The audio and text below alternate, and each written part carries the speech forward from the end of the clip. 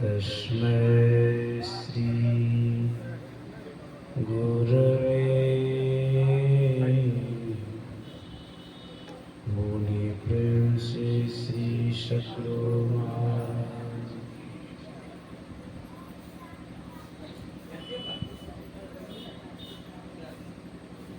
इस पावन स्थल ब्रह्मचा से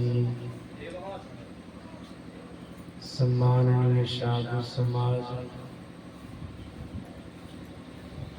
परम आदरणीय सत्संग प्रेमी महानुभावों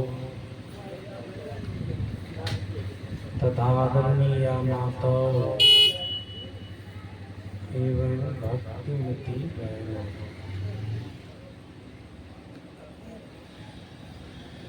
परमात्मा स्वरूप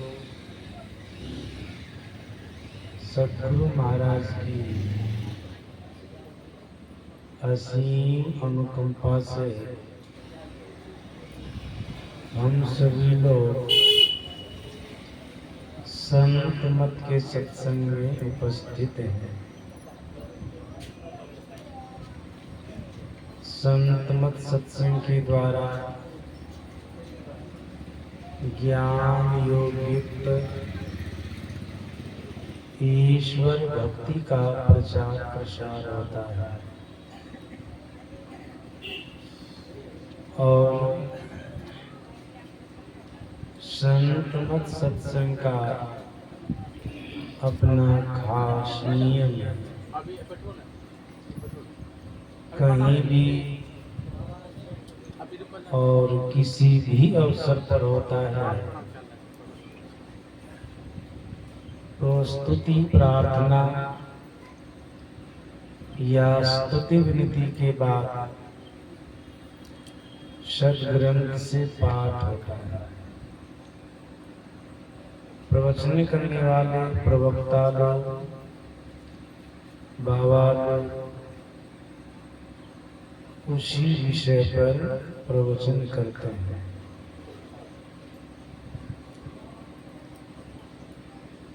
यहाँ कुछ देर पहले संत मत सत्संग के नियमानुकूल स्तुति विनती के बाद सद्ग्रंथ रामचरितमानस सारस्वत से पाठ हुआ। पाठ के अंदर कागभूषुंडी और गरुड़ जी का संवाद था।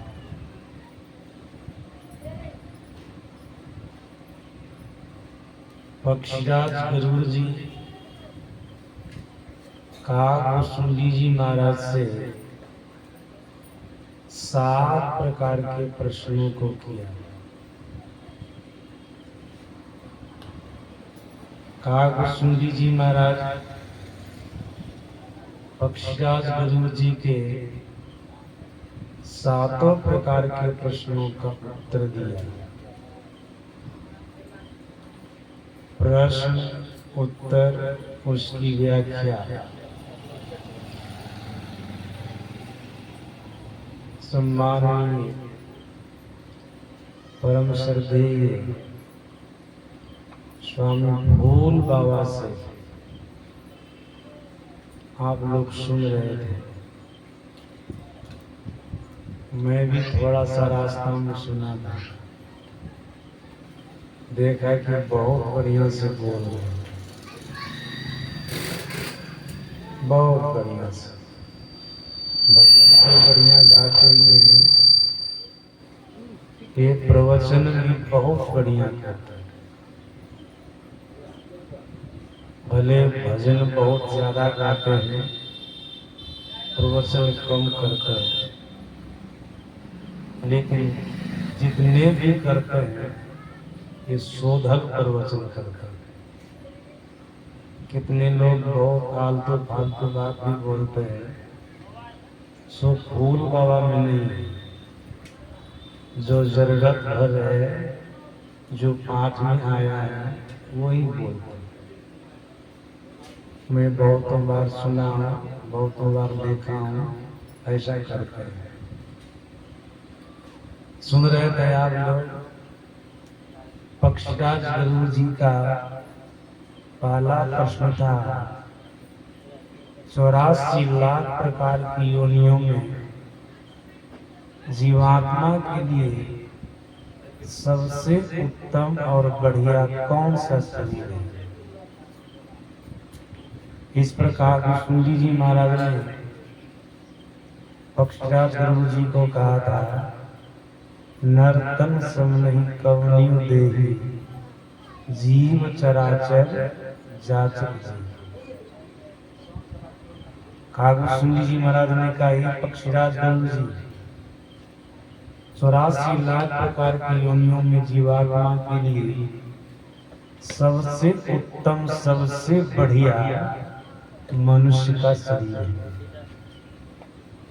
इसके समान 84 लाख प्रकार की योनियों में और कोई शरीर नहीं है। सुन रहे थे, जितने चर अचर प्राणी सबके सब मनुष्य शरीर पाना चाहते हैं। चर अचर प्राणी का मतलब चलने वाला प्राणी और नहीं चलने वाला प्राणी। चलने वाला प्राणी कौन है और नहीं चलने वाला प्राणी कौन है, याद रखिएगा।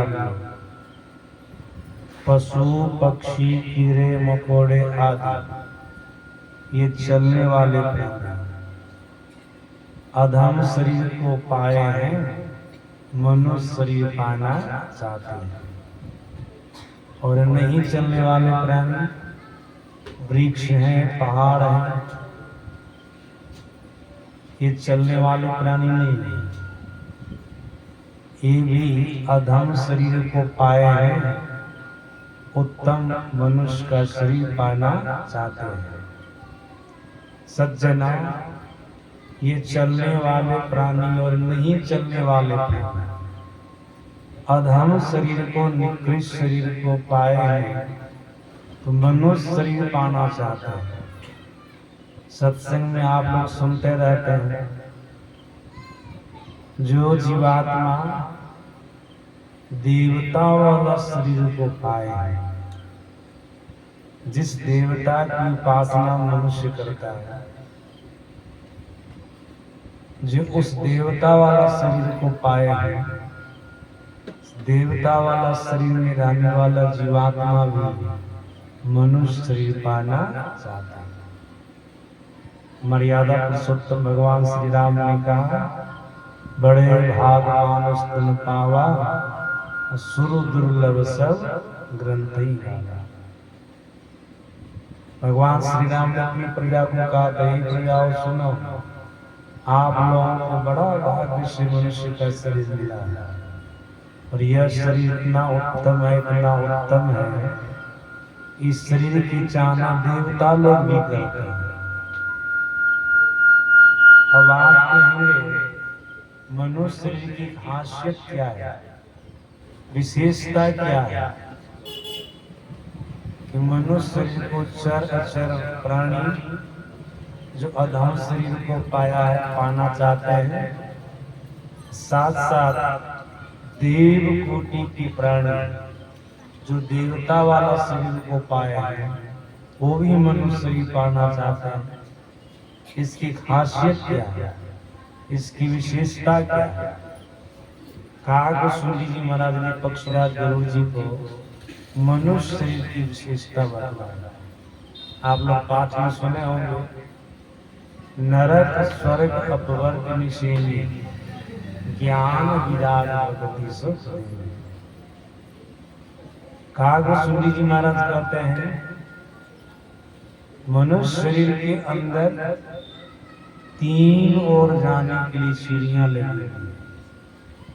नरक में जाने की सीढ़ी, स्वर्ग में जाने की सीढ़ी और अपवर्ग में जाने की सीढ़ी।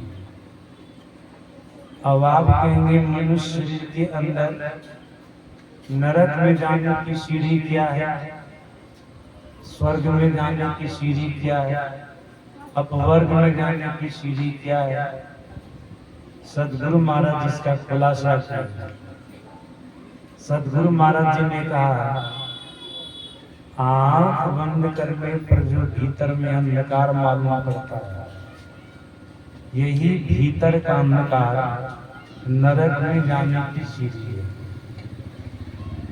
फिर सदगुरु महाराज जी कहते हैं, अंधकार के बाद प्रकाश है। जो संत मत की तीसरी साधना करने वाले साधक जब दृष्टियोग के साधन में सफल हो जाता है तो प्रकाश को पाता है। भीतर का प्रकाश स्वर्ग में जाने की सीढ़ी है। जो साधक भीतर में प्रकाश को पा लेते हैं, तो सदगुरु महाराज जी कहते हैं, उस साधक को अपने भीतर में शब्द भी मिलता है। बिंद में कहा नाद बोलो। एक बिंदुता की प्राप्ति हो जाने पर नाद बोलता है, मतलब शब्द होता है। तो भीतर में दो प्रकार के शब्द होते हैं, अनहद और अनाहत। सदगुरु महाराज जी ने कहा, भीतर का जो अनाहत शब्द है, जिनको आदि शब्द कहते हैं, आदि नाद कहते हैं, सार शब्द कहते हैं, ये सार शब्द अपवर्ग में जाने की सीढ़ी है, अर्थात मोक्ष में जाने की सीढ़ी। मनुष्य जिधर जाना चाहे वह जा सकता है। मनुष्य शरीर में रहने वाला जीवात्मा अंधकार में रह करके पाप कर्म को करके नरक जा सकता है। मनुष्य शरीर में रहने वाला जीवात्मा अपने भीतर में प्रकाश को प्राप्त करके सत्कर्मों को करके स्वर्ग जा सकता है। मनुष्य शरीर में रहने वाला जीवात्मा भीतर के सार